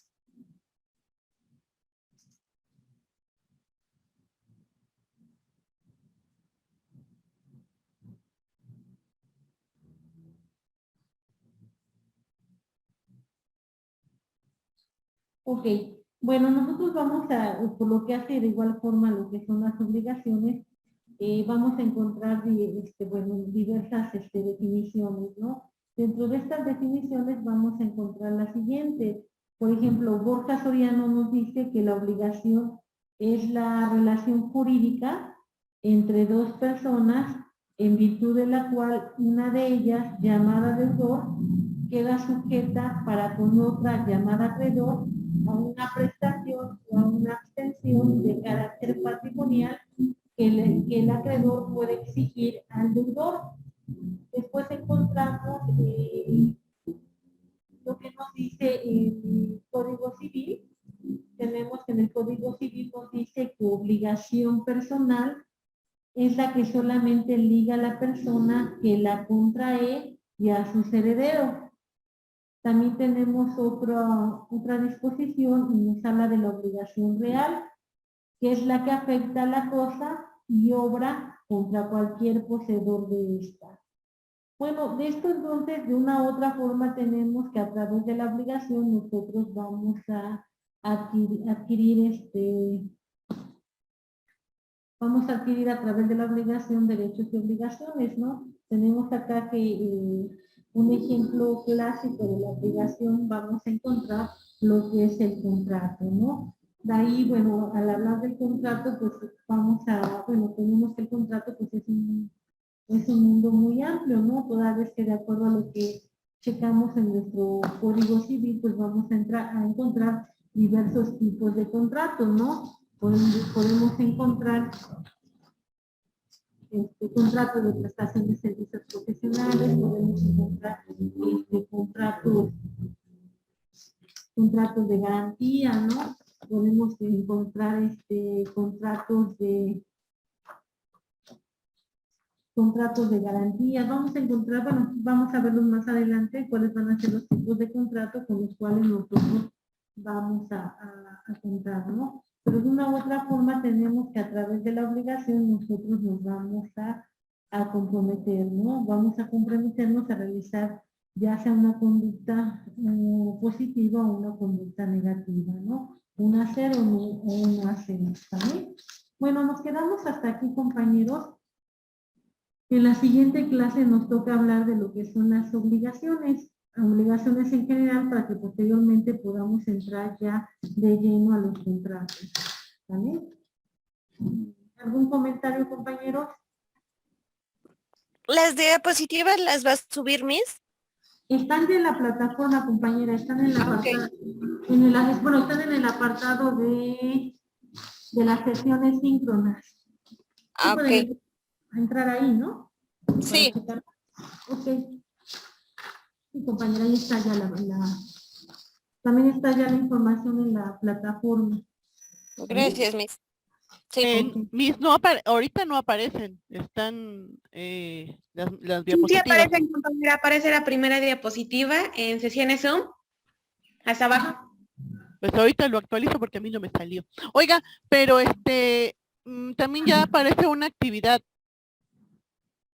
Ya aparece una actividad. Ajá.